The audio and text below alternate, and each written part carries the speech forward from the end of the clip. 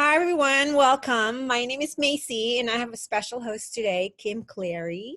She is actually an OT, occupational therapist, but she has a very unique perspective as an OT. So, Kim, do you want to share with us your work as an OT? Go ahead, Kim. Yes.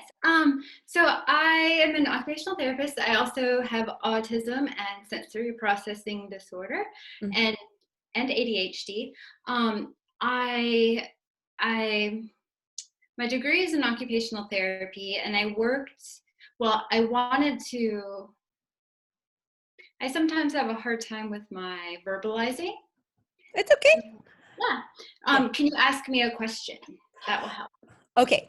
So, what made you decide to become an OT? How did you start? So I originally wanted to be a special ed teacher, but my mom, she told me that special ed teachers have way too much paperwork. Um, but little did she know that OTs have a lot of paperwork too. Um, but she encouraged me to go into OT because of the variety of clients and settings that we can work in and with.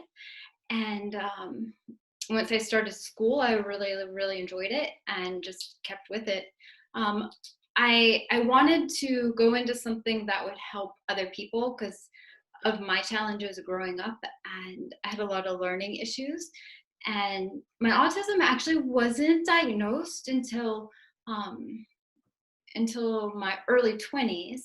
But in college, my professors are the ones who identified it, um, and they brought it to my attention. As a child, I was diagnosed with ADHD, um, but I think that being an OT and the as an OT, you learn how to break down everything, every task, every um, action, every behavior. And I started doing that with myself, and that's really what helped me to figure out my sensory system and figure out my difficulties with communicating and other stuff. Thank you. So, as an autistic OT, I think your strength is in your ability to break things down through your personal experiences. And when you work with a client, uh, not just autism specific, how are you able to break things down? Can you tell me some strategies for clients that would help them to break things down? Well, for example, I used to work in a nursing home and I worked with the elderly, which I really enjoyed because they go at a slower pace and I needed that. And because of my difficulties with communication, um, I, I, I was able to interact with them better and I could understand them better. Mhm. Um, so I'm going to give an example from the nursing home. So if I'm teaching somebody how to put on their pants, for example, because they had a hip fracture and um, they're not supposed to um, bend, then I teach them like one step at a time, and it's hard to explain. Yeah. But you break it down. So I might work on just having the person put their foot in the pant hole. We Mhm. might do that 15 times in one session, and then Mm. that's it for the day. And the next day we go on to the next step. And so you have to really, um, yeah. So would you say then you sit with them and do it side by side 15 times? Is that how you do it? Or you model for them? It really depends on the person. I'm really good at um, being able to connect with the patients, and Mhm. um, I mean, some patients, they might need hand over hand, so they might need me to actually physically help them figure out the steps. Some patients, I might need to do like a visual type strategy with them and have pictures, or another one, I might be able to just walk them through it verbally. It really just depends.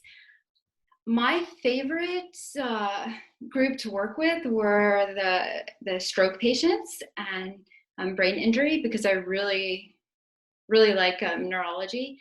And for them, I was teaching them how to use their arms again, so they can work in the garden, or reteaching them how to eat using adaptive equipment and stuff like that. Okay. So I interact many times with other autistic adults who are trying to figure out what can I do for work as a career that I would enjoy and be successful in. So I'm going to ask you questions about around to help other autistics if they're considering doing what you do. Then how can they learn more? Like, are there YouTube videos about OT work? Just to make sure this is a career as an OT, occupational therapist, is something that they can not only be good at through their education, but also enjoy. Like you enjoy your work. Yeah. Um, I would suggest to find different people to shadow, different occupational therapists in various settings, and call them up and see if you can shadow them and follow them around for a few days and look at all the different settings. The trick is, you might not like one certain setting, but there's another one that you love. So you really have to make sure that you look at more than one thing, more than one aspect. Trying to think, I don't know of any. You can look up different professional organization websites, occupational therapy organization websites, and they might have information. Okay. Well, that's a good advice. Very good advice, actually, to shadow other OTs. And I think it would be easy for autistic adults, neurodiverse adults, to find an OT, a local OT group, and ask. So that's a very good advice. Is there any other tips for beginners? For them, what about the school? How long do you have to go to school to become an OT? Well, it's you have to have your master's. So there's different programs. Like my program, it was 5 years for my bachelor's and master's. Mm-hmm. It was combined. Some programs, they have it 4 years for your undergrad and then 2 additional years for your master's. It just depends on the program. As far as tips go, I would really suggest to before you start any type of job, really get to understand yourself and your needs, especially your sensory needs, and understand what it is that you need during the day in order to stay regulated. I had a really hard time in the nursing home because it was very loud with all the beeps and buzzers and people yelling. And that was really hard for me. I loved the work. I love working with my patients. But the setting was really difficult at the time that I was working there, because I hadn't yet learned my sensory system and hadn't learned how autism really affects me. Yeah. One last question about working as an OT. Is it possible for an OT to do a home visit?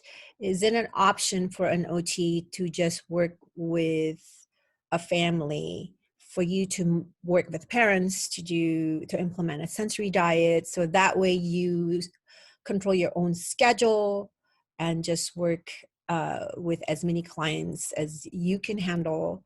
Is it possible, or do you have to work with a clinic? You do not have to work with a clinic. You can do private practice. You can also I do consulting right now, and I don't work in a clinic. And with consulting, I talk to a lot of I talk to a lot of other professionals and help them better understand autism. And they talk to me about their clients, and I help them problem solve how to help them, Mhm. because they don't have that inside view that I have. Yeah. And for me, that works really well because, like you said, like I can control how many people I see or talk to, um, and I can control my environment. And so yeah, there's That's a lot of good. flexibility. That's great. That's flexibility is key. Yeah. And I don't know if you're taking more clients or thinking of doing more remote supervision. And I'm sure there are a lot of people after they hear their interview, they would like to engage with you professionally. Oh, I love If that. yeah, yeah. So if people want to work with you, can you tell me how they may be able to find you? Yeah. My website is kimclairy.com, and I'll give you a link Yeah, and you can post it. yeah, Um, and email me. I'll also send you my email address. yeah. Um, Okay. yeah. Wonderful. Thank you so much.